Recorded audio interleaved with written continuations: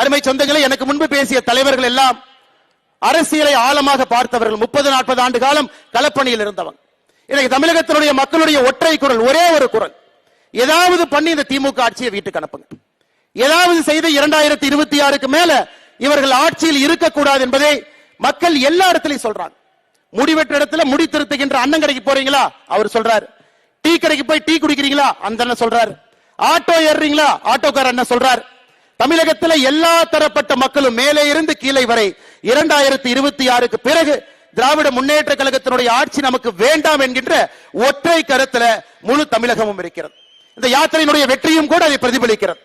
நம்முடைய எதிர்க்கட்சி தலைவர் அண்ணன் எடப்பாடி பழனிசாமி அவர்கள் 200 தொகுதிகளை தாண்டி அவருடைய யாத்திரையும் வந்து கொண்டிருக்கிறது. நம்முடைய யாத்திரை நிறைவு பெற்றுக் கொண்டிருக்கிறது. இன்னும் 90 நாள் மட்டும்தாங்க இருக்கு. நிச்சயமாக நம்ம எல்லோருக்கும் தெரியும், மக்களுடைய குரலாக மக்களுடைய எண்ணத்தை பிரதிபலிக்கக்கூடிய ஒரு பெரிய மாற்று சக்தியாக தேசிய ஜனநாயக கூட்டணி களத்தில் இருக்கிறது.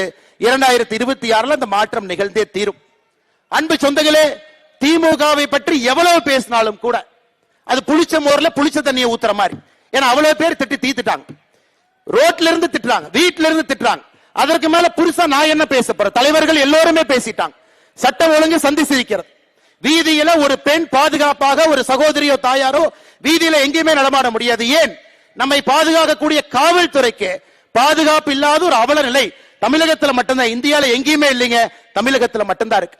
பாதுகாப்பு கொடுப்பவங்களுக்கே பாதுகாப்பு இல்லைன்னா, இந்த வல்னரபிள் செக்ஷன் என்று சொல்லக்கூடிய நம்முடைய பெண்களாக இருக்கட்டும், குழந்தைகளாக இருக்கட்டும், அவரது தமிழகத்தில் எந்த விதமான பாதுகாப்பு கடந்த 4.5 ஆண்டுகள் நாம் பார்த்திருக்கின்றோம். அருமை சொந்தங்களே, இன்னைக்கும் தலையாட்டி பொம்மையை போல முதலமைச்சர் அவர்கள் அமர்ந்திருக்கின்றார். அவருடைய கழுத்து 2 பக்கம் மட்டும்தான் திரும்பும், லெப்ட் டர்ன் ரைட் டர்ன். இந்த பக்கம் சொன்னா இந்த பக்கம் திருப்பார், இந்த பக்கம் சொன்னா இந்த பக்கம் திருப்பார்.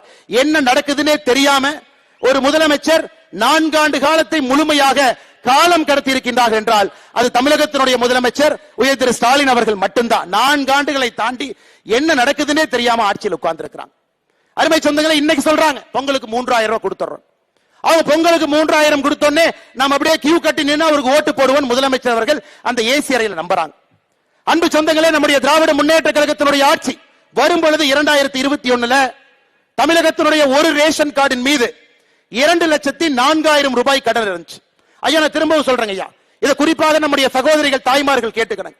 2021 திமுக ஆட்சி வந்த பொழுது ஒரு ரேஷன் அட்டையின் மீது இருந்த கடன் 2,04,000 ரூபாய். இன்னைக்கு 2025 ஜனவரி மாசத்துல இன்னைக்கு நாம் பேசக்கூடியது ஒரு ரேஷன் அட்டையின் மீது இருக்கக்கூடிய கடன் 4,54,000 ரூபாய். 2,04,000 ரூபாய் ரேஷன் அட்டையின் மீது இருந்த கடன் இன்னைக்கு 4,54,000. எவ்வளவு ஏத்திருக்கிறீங்க? 2,50,000 ரூபாய் ஒரு ரேஷன் அட்டையின் மீது ஒரு குடும்பத்தின் மீது கடனை ஏத்திட்டு பொங்கலுக்கு எவ்வளவு கொடுத்தீங்க? 2026 22 0 பொங்கலுக்கு 1 ரூபாய் கொடுக்கல. 2023 எவ்வளவு கொடுத்தீங்க? 1000 ரூபாய். 2024 எவ்வளவு கொடுத்தீங்க? 1000 ரூபாய். 2025 எவ்வளவு கொடுத்தீங்க? 0. 2026 எவ்வளவு கொடுக்கறதா சொல்லிருக்கீங்க? 3000. மொத்தமா 5000 ரூபாயை கொடுத்துட்டு 2 லட்சம் ரூபாய் எங்க தலைமையில கடன் வச்சீங்க இல்லங்க ஐயா. அதனாலதாங்க ஐயா திமுக நீங்க கில்லாடி. வெறும் 5000 ரூபாயை பொங்கல் என்று சொல்லிவிட்டு கொடுத்து விட்டு 2,50,000 ரூபாய் கடனை ஏற்றி வைத்திருக்கின்றீர்கள். இந்த கடனை திமுக முதலமைச்சர் கட்ட போறது இல்லைங்க ஐயா. நம்முடைய குழந்தைகள் உழைத்து கடனை கட்டணும். நம்முடைய பேர குழந்தைகள் வரை கடனை கட்டணும். 9,74,000 கோடி கடன். இந்திய சரித்திரத்தில் எந்த ஒரு மாநிலத்திலும் கூட இவ்வளவு கடன் யாரும் சரித்திரத்தில் பெற்றது கிடையாது. ஆட்சிக்கு வந்த பிறகு 5 லட்சம் கோடி ரூபாய் கடன் 4.5 ஆண்டுகளை வாங்கி இருக்கிறாங்க. என்ன பிரமாதம்! கடனை வாங்கி ஆட்சி நடத்திவிட்டு அந்த கடனிலையும் 60% வட்டியை கட்டுவதற்காக பயன்படுத்திவிட்டு என்ன தம்பட்டம் அடித்துக் கொண்டிருக்கின்றார். எனக்கு முன்பு பேசிய தலைவர்கள் பேசினாங்க. நேத்து நம்முடைய அரசு அதிகாரிகளுக்கு ஒரு புதிய விதமான ஓய்வூதிய திட்டத்தை கொடுத்திருக்கிறாங்க. திமுகவினுடைய தேர்தல் வாக்குறுதி என்னங்க சொன்னாங்க? நாங்க ஆட்சிக்கு வந்தா பழைய ஓய்வூதிய திட்டத்தை கொடுத்து விடுவோம். நேத்துல திமுக காரன் தம்பட்டம் அடிக்கிறான். 60 லட்சம் பேர் பயன்பட போறாங்க, எங்களுக்கு 60 லட்சம் ஓட்டு வரப்போகுது. அருமை அரசு பணியில் இருக்கக்கூடிய சொந்தங்களே, நல்லா நீங்க புரிஞ்சுக்கணும். பழைய ஓய்வூதிய திட்டத்திற்கு முதலமைச்சர் அவர்கள் உங்களை கொண்டு போயிருந்தா உங்களுடைய அடிப்படை ஊதியத்திலிருந்து, பேசிக் பேல இருந்து 1 ரூபாயையும் கூட அவர் எடுத்திருக்க கூடாது. அடிப்படை ஊதியத்தில் 10% எடுத்து உங்களுக்கு நான் பழைய ஓய்வூதியம் மாதிரி 50% அடிப்படை நான் கொடுக்கிறேன்னா அது எந்த விதத்தில் நியாயங்க? அருமை அரசு ஊழியர்களை நன்றாக நீங்கள் புரிந்து கொள்ள வேண்டும். ஓட்ட பஸ்ல தான் இன்னைக்கு டிரைவர் கண்டக்டர் ஓட்டுறாங்க. எந்த நேரத்தில் பஸ்னுடைய எந்த டயர் கழண்டு போகும் யாருக்கு தெரியாது. அரசு பள்ளியிலே பணி செய்யக்கூடிய ஆசிரியர்கள் பிஞ்சு போன கூரையில பணி செய்யறாங்க. எனக்கு அரசு பணியில் இருக்கக்கூடியவர்களுக்கும் கூட நம்முடைய தேசிய ஜனநாயக கூட்டணி ஆட்சிக்கு வந்தால் மட்டும்தான் நீங்கள் வேலை செய்வதற்கு பாதுகாப்பான ஒரு இடத்தையே நம்மால் மட்டும்தான் கொடுக்க முடியும் அருமை சொந்தங்களே. அதனால என்ன நான் இதை உயர்த்திட்டேன் அதை உயர்த்திட்டேன் என்ன சொன்னாலும் கூட லெப்ட் பாக்கெட்ல இருந்து 10 ரூபாய் எடுத்து ரைட் பாக்கெட்டுக்குள்ள வைக்கிறது பேரு ஆட்சி இல்லைங்க ஐயா. இந்த பாக்கெட்ல எடுத்து கீழ் பாக்கெட்ல வைக்கிறது பேரு ஆட்சி கிடையாது. அருமை சொந்தங்களை இதெல்லாம் நம்ம பேசணும். அமித்ஷாஜி அவர்கள் இங்கே வந்திருப்பதற்கான காரணம் அடுத்த 90 நாட்கள் வீடு வீடாக வீதி வீதியாக தெருமுனை பிரச்சார கூட்டத்தில் இதையெல்லாம் ஒன்றொன்றாக எடுத்து சொல்லிக்கிட்டே வரணும். யாரையும் கூட திராவிட முன்னேற்ற கழகத்தினுடைய ஆட்சி ஏமாற்றி ஆட்சி கட்டில் அமர்வதற்கு எந்த வாய்ப்பையும் கூட நாம கொடுக்க கூடாது அருமை சொந்தங்களே. அருமை சொந்தங்களே, அது மட்டும் இல்ல, இன்னும் கொஞ்சம் நீங்க யோசிச்சு பாருங்க. 505 தேர்தல் வாக்குறுதி 2021 கொடுக்கப்பட்டது. 505 தேர்தல் வாக்குறுதி. முதலமைச்சர் நேற்று சொல்றாரு 364 தேர்தல் வாக்குறுதி நிறைவேற்றிட்டோம், 40 தேர்தல் வாக்குறுதி பரிசீலனை இருக்கு, 57 தேர்தல் வாக்குறுதி மத்திய அரசு சம்பந்தப்பட்டது. அப்ப அவங்க சொல்றதை பார்த்தா 505 தேர்தல் வாக்குறுதியில முதலமைச்சர் நேற்று சொல்வது 80% வாக்குறுதியை நிறைவேற்றி விட்டோம். இதே முதலமைச்சர் திரு ஸ்டாலின் அவர்கள் செப்டம்பர் 13ஆம் தேதி 2024 ராஜபாளையம் எம்எல்ஏ கல்யாண விழாவில் சொல்றாரு 99% தேர்தல் வாக்குறுதியை நிறைவேற்றி விட்டோம் என்று இதே முதலமைச்சர் மேடையில் சொல்றார். யோசிச்சு பாருங்க, ஒரு முதலமைச்சரே பொய் சொல்லக்கூடிய அவலமான ஆட்சி தமிழகத்தில் மட்டும்தான். நீங்க உண்மையாலுமே 80% தேர்தல் வாக்குறுதி நிறைவேற்றி இருந்தா வெள்ளை அறிக்கை விடுங்க. வாக்குறுதி 1 நிறைவேற்றப்பட்ட தேதி என்ன சொல்லுங்க, வாக்குறுதி 2 நிறைவேற்றப்பட்ட தேதி என்ன சொல்லுங்க, வாக்குறுதி 3 நிறைவேற்றப்பட்ட தேதி என்னன்னு சொல்லுங்க. எதையுமே செய்யாம 505 தேர்தல் வாக்குறுதியில நம்ம எல்லோருக்குமே தெரியும், நம்முடைய மாநில தலைவர் அவர்கள் தொடர்ந்து சொல்லிக் கொண்டிருக்கின்றார்கள், 50 தேர்தல் வாக்குறுதியை கூட முழுமையாக நிறைவேற்றாம நேற்று ஒரு பெரிய பச்சை பையை சொல்லுகின்றார், 364 தேர்தல் வாக்குறுதி நிறைவேற்றி விட்டோம் 80% என்று சொல்லுகின்றார். அருமை சொந்தங்களே, இன்னைக்கு ஆந்திராவை பார்த்துங்க ஒரு உதாரணம். தமிழகத்திற்கு வரக்கூடிய முதலீடுகள் தமிழ்நாட்டுக்கு வரும். முதலமைச்சர் அவர்கள் இந்த நிறுவனத்தை பார்ப்பார். அடுத்த நாள் அதே நிறுவனம் ஆந்திராவுக்கு போகும், கையெழுத்து போடும், பணத்தை அங்க போடுவாங்க. கடந்த 6 மாதமாக பார்த்து கொண்டிருக்கின்றோம். தமிழகத்திற்கு வரக்கூடிய எல்லா நிறுவனமும் ஆந்திராக்கு எங்க போது வசூல் வேட்டை நடத்தி கொண்டிருக்கின்றார்கள். வசூல் வேட்டை. அங்கே பியூஷ் கோயல் அவர்கள் ப்ரொடக்ஷன் லிங்க்டு இன்சென்டிவ் ஸ்கீமை கொண்டு வந்து நிர்மலா சீதாராமன் அவர்கள் மத்திய நிதியமைச்சராக இருந்து தமிழகத்திற்கு இங்கே கம்பெனி அனுப்பிச்சா இங்க இருக்கிறவங்க கம்பெனி கட்டி கல்லா கட்டிட்டு இருக்காங்க. 15% கொடு, 20% கொடு. வரக்கூடிய ஒரு நிறுவனமும் கூட திரும்ப பக்கத்து மாநிலத்துக்கு சென்று கொண்டிருக்கிறது. இது என்னங்க நடக்குது? நம்முடைய குழந்தைகளுக்கு வேலை இல்லை. 2030 தமிழகத்தை நாம் உருவாக்கலீங்க ஐயா. 1980 தமிழகத்துல பழம்பெருமை இன்னும் பேசிக் கொண்டிருக்கின்றோம், இன்னும் முன்னாடி போகாம இருக்கிறோம். அதையெல்லாம் இந்த தேர்தல் 2026 சட்டமன்ற தேர்தல் நம்மால் உடைத்து காட்ட முடியும். நமக்கு மக்கள் சொல்லுகின்றார், மக்களுடைய பேச்சை மட்டும்தான் கேட்கணும். ஒருங்கிணைப்பாக உறுதுணையாக தேசிய ஜனநாயக கூட்டணி களத்தில் இருக்கும் பொழுது 2026 ஆட்சி மாற்றம் என்பது நிச்சயமா நடக்கும். இன்னொன்றையும் நாம் ஏமாற்றக்கூடாதுங்க. 505 தேர்தல் வாக்குறுதி என்பது மாநிலத்துக்கு கொடுக்கப்பட்ட வாக்குறுதி. அதுலயும் 50 நிறைவேற்றல. ஒரு மாவட்டத்துக்கும் தனித்தனியாக கொடுத்திருக்கிறாங்க. புதுக்கோட்டை மாவட்டத்துக்கு மட்டுமே தனியாக 28 வாக்குறுதி கொடுத்திருக்கிறாங்க. மாவட்டத்துக்கு கொடுத்த தேர்தல் வாக்குறுதி எடுத்தீங்கன்னா அது ஒரு 1600 வாக்குறுதி வருது.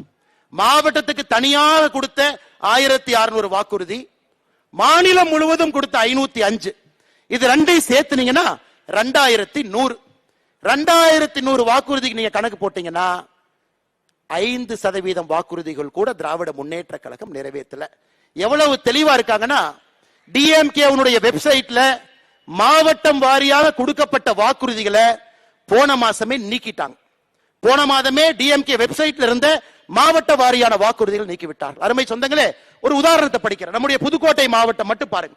புதுக்கோட்டை மாவட்டத்திற்கு திராவிட முன்னேற்ற கழகத்தினுடைய வாக்குறுதி, புதுக்கோட்டை புறவழிச்சாலையிலே புதிய ஒருங்கிணைப்பட்ட பேருந்து நிலையம் கட்டப்படும். என்னாச்சுங்க, கட்டினாங்களா? இல்லை. புதுக்கோட்டையிலே கால்நடை மருத்துவக் கல்லூரி தொடங்கப்படும். தொடங்கியாச்சுங்களா? இல்லை. புதுக்கோட்டை, கந்தர்வக்கோட்டை, ஆதனக்கோட்டை, ஆலங்குடியில முந்திரி பதப்படுத்தும் தொழிற்சாலைகள் அமைக்க ஆவணம் செய்யப்படும். பண்ணாங்களா? இல்லை. ஆலங்குடி, கீரமங்கலத்துல நறுமண தொழிற்சாலைகளை கொண்டு வருவோம். கொண்டு வந்தாங்களா? இல்லை. புதுக்கோட்டை மாவட்டத்தினுடைய தேர்தல் வாக்குறுதியை மட்டும் உங்க முன்னாடி நான் படிக்கின்றேன். அதையே செய்யல. 28 வாக்குறுதி 3 செஞ்சிருக்கிறாங்க, இதுல 25 செய்யல. 505ல 50 செஞ்சிருக்கிறாங்க, 455 செய்யல. இதையெல்லாம் மக்களிடம் சொல்ல வேண்டும். பெரிய மாற்றத்திற்கு அச்சாரம் இடணும். நம்முடைய அமித்ஷாஜி அவர்கள் அடிக்கடி சொல்லுகின்றார், 2 பங்கு எம்எல்ஏக்களை தேசிய ஜனநாயக கூட்டணி இங்கே பெறும் என்கின்ற உறுதி வார்த்தையை தொடர்ந்து சொல்றாங்க. 2 பங்கு.